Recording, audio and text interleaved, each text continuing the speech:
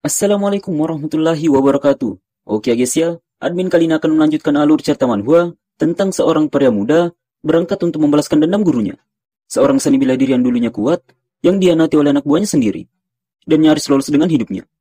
Berbekal seni bela diri terbaik gurunya, ia siap membawa teror dan mendatangkan malapetaka di antara para murid. Tapi bahkan sebelum memulai, ia mengetahui bahwa orang yang mengkhianati gurunya sudah mati. Nah, bagi teman-teman yang belum nonton cerita awalnya, silahkan klik link yang sudah saya siapkan di deskripsi. Langsung saja kita ke alur ceritanya. Di awal cerita, saat Do Gyung menebas leher Yerin, Yerin berkata, lelaki yang menyedihkan. Slas! Do Gyung pun menebas leher Yerin. Namun itu hanyalah ilusi yang dibuat Yerin. Darah yang keluar dari leher Yerin sangat banyak sehingga menjadi lautan darah. Lautan darah tersebut menenggelamkan Do Gyung sehingga membuat Do Gyung tak bisa bernafas. Do Gyung menjadi kebingungan. Apa-apaan ini? Yerin yang melihatnya berkata, aneh sekali.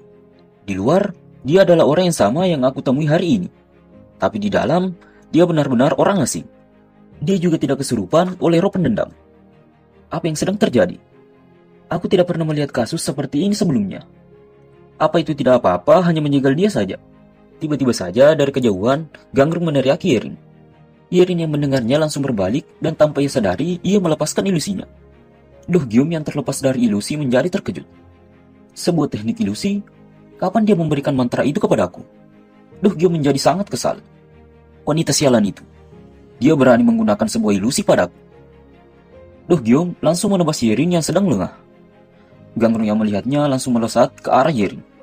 Wus!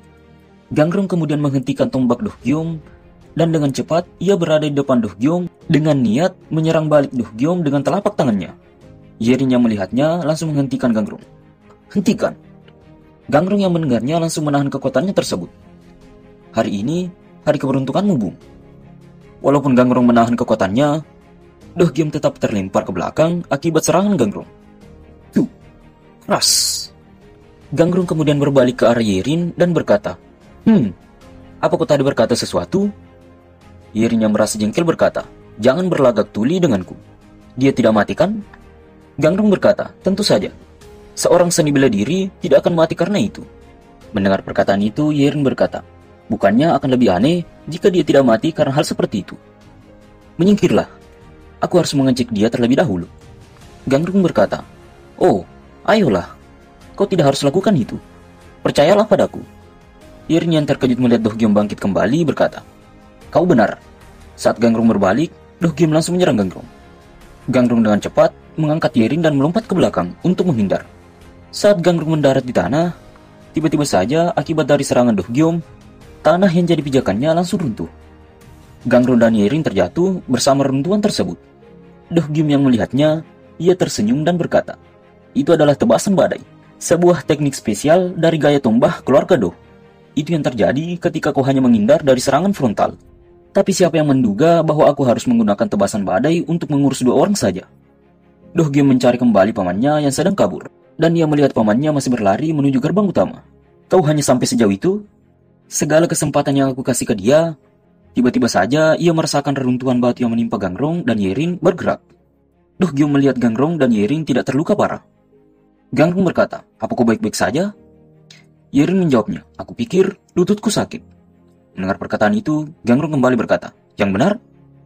Ya sudah kalau begitu. Kau tinggal duduk manis dan tunggu aku sebentar. Aku akan kembali.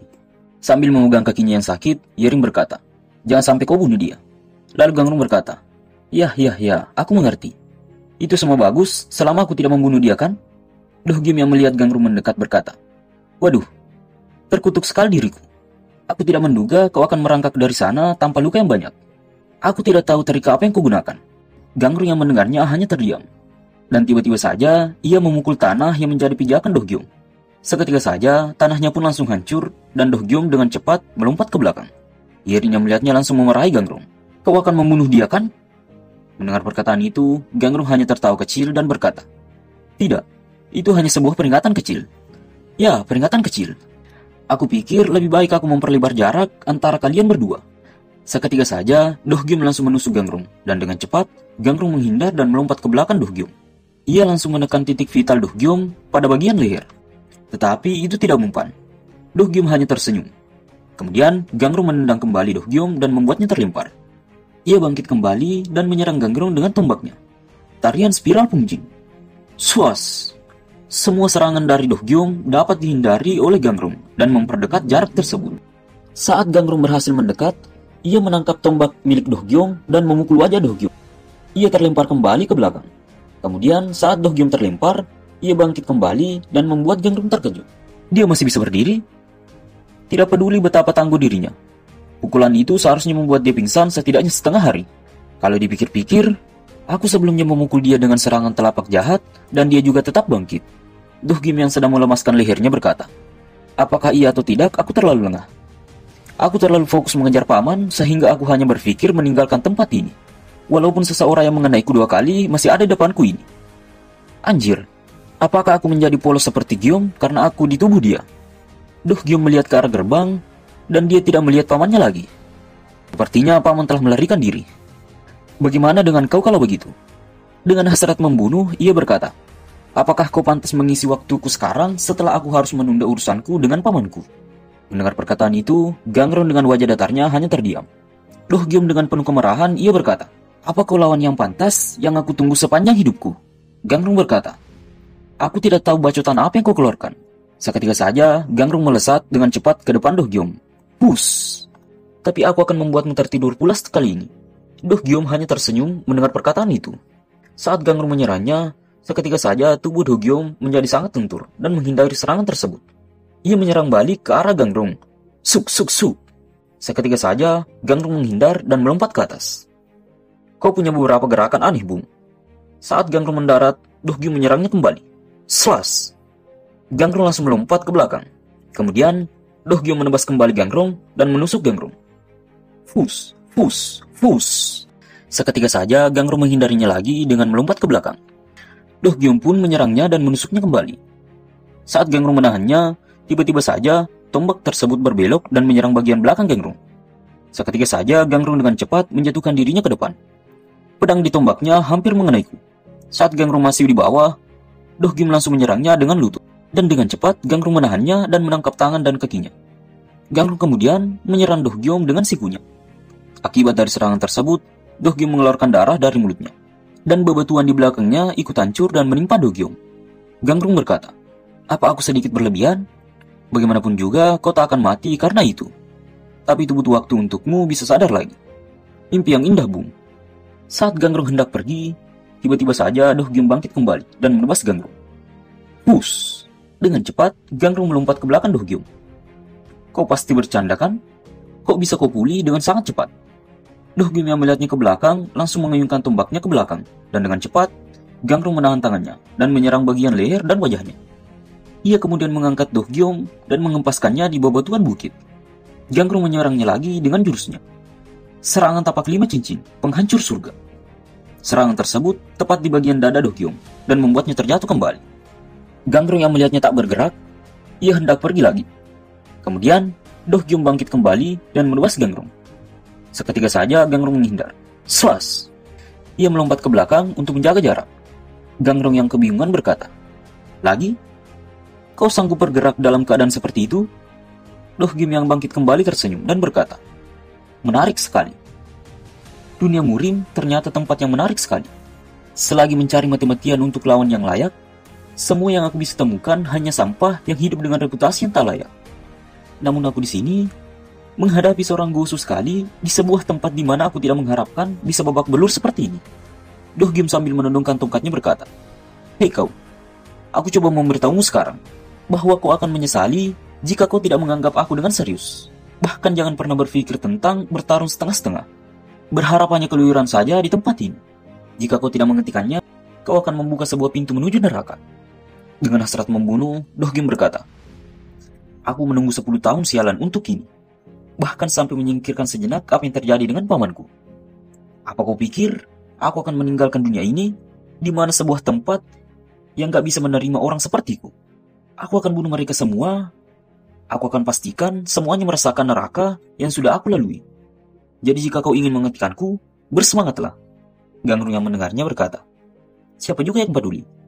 Aku gak peduli siapa kau atau apa yang kau rencanakan. Tapi jika kau tidak mau kehilangan kemampuan seni bela dirimu, lebih baik kau jangan bergerak untuk sementara waktu. Doh Gyom berkata, kau bukanlah alat tertajam di gudang. Tiba-tiba saja ia merasakan keanehan dari tubuhnya dan terjatuh. Ia tiba-tiba saja mengeluarkan darah dari hidungnya. Kemudian Gangrung berkata, kaulah yang gak tajam. Aku sudah mengecokkan titik ki dalam tubuhmu dengan tapak 5 cincinku. Jika kau tetap lanjut menggunakan seni bela dirimu saat dalam keadaan ini, semua titik fatal yang sudah kacau akan meledak. Jika kau tidak duduk dan memulihkan kimu secara perlahan-lahan, kau mungkin akan merasakan kelebihan ki. Kau tidak akan pulih secara penuh untuk sementara waktu. Tapi aku sarankan kau buruan pergi dari sini, sekalinya kau bisa bergerak lagi. Teman-teman dari orang yang telah kau bunuh mungkin akan ke sini beberapa saat lagi. Setelah diberikan peringatan dari Gangrung, Doh Gyom tetap tak mendengarkannya. Ia tetap memaksa dirinya untuk menyerang Gangrung. Akan tetapi serangannya meleset. Akibat dari serangan yang ia paksakan, tulang bahu dan tangan kanannya langsung retak. Gangrung berkata, sudah kubilang padamu, itu nggak bagus. Tidak peduli betapa banyaknya kau mencoba, kau tidak bisa mengenai seseorang dengan senjatamu. Jika kau tidak bisa mempertahankan keseimbanganmu. Doh Gyom tetap memaksakan menyerang Gangrung. Diam kau, ia menebasnya dengan bertubi-tubi. Akan tetapi, tak ada satupun yang mengenai Gangrung. Doh Gyom terjatuh kembali dan berteriak kesakitan akibat sekujur tubuhnya telah terluka parah. Kemudian, Gangrung yang melihat Doh Gyom memaksakan untuk bangkit kembali berkata, dia masih bisa bergerak? Setelah itu semua? Begitu rupanya. Jangkauan absurd itu dan gerakan yang aneh tersebut, struktur otot dan pergerakan tulang sendi dia benar-benar berbeda dari orang biasa. Itu sebabnya, tapak 5 cincinku tidak bekerja pada dia. Doh Gyom yang memaksakan dirinya untuk bangkit kembali berkata, kau bajingan, jangan berpikir tentang bisa kabur. Bahkan jika kau bisa lari dari sini, aku akan menemukanmu. Dan lalu, sebelum aku membunuhmu, aku akan membunuh wanitamu. Pelan-pelan dengan cara yang paling menyakitkan yang tidak bisa dibayangkan. Ia kemudian menusuk Gangrung. Akan tetapi, ia tidak mengenainya. Gangrung berkata, aku sama sekali tidak mengerti. Kenapa kau mau mengorbankan nyawamu sendiri untuk sesuatu yang gak ada artinya? Gangrung meletakkan telapak tangannya di dada Doh Gyom. Ia berkata, kau tidak akan bisa lagi menggunakan seni bela diri lagi setelah ini. Gangrung pun menyerang Doh Gyom dengan telapak tangannya. Akibat dari serangan tersebut, ia terhempas dan mengeluarkan darah dari mulutnya. Saat ia terjatuh, ia mengingat masa lalunya. Gyeol, atau kakak yang merasuki tubuh Doh Gyom, saat ia masih kecil, ia memiliki tubuh yang sangat lemah. Ayah Doh Gyom bertanya kepada Tabib, tubuh tulang metastatis? Tabib berkata, ya, itu adalah filosofi yang benar-benar langka, di mana arus dari Qi yang menghubungkan berbagai titik Qi di dalam tubuhnya terbalik, dibandingkan orang biasa. Mendengar perkataan itu, ayah Domim berkata, hentikan kata-kata tak berguna itu. Langsung ke intinya saja. Tabib tersebut berkata, selagi dia tidak punya masalah mempelajari seni bela diri Qi luar, tubuhnya tidak cocok untuk mempelajari teknik Qi dalam. Tentunya, dia masih bisa belajar teknik Qi dalam jika dia mau. Tapi saya tidak menyarankan menggunakan itu di pertarungan sebenarnya. Ayah Doh Gyom yang mendengar itu berkata, apa yang terjadi jika dia menggunakan itu? Tabib tersebut kembali berkata, apa yang akan terjadi jika dia menggunakan teknik tingkat lanjut yang membutuhkan manipulasi Qi dalam? Tergantung betapa keras latihan yang dia lakukan. Dia mungkin bisa melakukan beberapa gerakan. Tapi semakin sering dia menggunakan itu, makin banyak Qi dia akan mulai mengalir ke arah sebaliknya. Jika dia tetap menggunakan teknik itu, meskipun seperti itu, arus balik Qi akan jadi terjerat dan membuat kerusakan internal yang serius. Ayah Doh Gyom kembali bertanya, berarti tubuhnya akan membuat dia dalam keadaan berbahaya daripada lawan bertarung dia. Tabib tersebut menjawab, itu tidak jadi masalah jika menghadapi lawan yang lebih lemah. Tapi jika tuan kecil akan menghadapi lawan yang seimbang dengan dia, atau seseorang yang mempunyai Qi dalam dan luar lebih besar dari dia, yang parah, dia bisa menderita kelebihan Qi dan bahkan nyawanya melayang. Gangrung yang telah membuat Doh Gyom terhempas akibat serangannya berkata, kali ini, aku telah memutarbalikkan alur dari Qi-mu. Tapi aku telah menghindari menyentuh titik fatalmu. Jadi kau tidak akan mati, selama kau tidak akan melakukan hal yang berlebihan. Kau seharusnya bisa hidup yang normal. Kau yang salah karena mengacuhkan peringatanku. Jadi jangan mencoba menyalahkanku untuk ini. Kita kembali lagi ke masa lalu. Ayah Doh Gyom bertanya kepada tabib, sebut saja itu sebuah pengobatan atau terserah kau mau bilang apa. Aku hanya ingin tahu, apakah ada cara untuk merubah tubuh anak ini kembali normal? Tabib tersebut menjawab, sepengetahuan saya, tidak ada pengobatan untuk ini, tuanku. Tapi aku pernah mendengar sebuah kasus di mana seseorang dengan gejala yang sama dengan tuan kecil bisa kembali jadi normal. Tapi metode yang dia gunakan tidak lebih dari improvisasi yang gegabah. Sesuatu yang susah disebut sebagai pengobatan karena itu hampir tidak mungkin bisa ditiru tanpa keberuntungan yang besar. Jadi tolong Anda skeptis saja dengan itu, tuanku. Mendengar perkataan itu, ayah Do Gyum jadi penasaran. Cepat beritahu aku. Tabib tersebut berkata, itu melibatkan membuat dia dalam keadaan kelebihan Ki. Mendengar perkataan itu, ayah Do Gyum langsung terkejut. Kondisi kelebihan Ki? Itu tidak masuk akal. Tabib tersebut kembali berkata, oleh sebab itulah saya bilang Anda seharusnya skeptis saja dengan itu. Ayah Do Gyum tetap menyuruh tabib tersebut untuk melanjutkan penjelasannya. Pertama-tama, semua titik Ki dia yang tercampur di tubuhnya harus diganggu. Tapi ke-9 titik fatal harus dihindari dengan segala cara. Lalu, alur Ki yang menyatukan 12 pembuluh darah Ki dan 8 sel Ki yang aneh harus diputarbalikkan bersama-sama untuk memicu sebuah kelebihan Ki. Akibat dari serangan Gangrong, tubuh Do Gyum terjadi kelebihan Ki. Ia hanya bisa berteriak kesakitan. Semua urat-urat milik Do Gyum serasa ingin keluar. Kemudian, tabib tersebut melanjutkan penjelasannya. Sekalinya dia kelebihan Ki, dia akan segera mati. Tapi 1 dari 10.000 orang, seseorang yang dengan keberuntungan surgawi akan kembali hidup lagi. Tanah di sekitarnya menjadi retak dan hancur. Gangru yang melihatnya dari kejauhan, ia langsung terkejut. Do Gyum bangkit kembali dengan aura membunuh yang sangat kuat. Dengan sebuah pedang bermata dua yang menghancurkan berbagai praktisi bela diri yang bercita-cita berjalan di jalan yang terkuat. Metamorfosa terakhir. Gangru yang melihatnya langsung bersemangat. Nafsu membunuh yang sangat besar sekali, Bung. Part ke-11 selesai. Sekian dan terima kasih.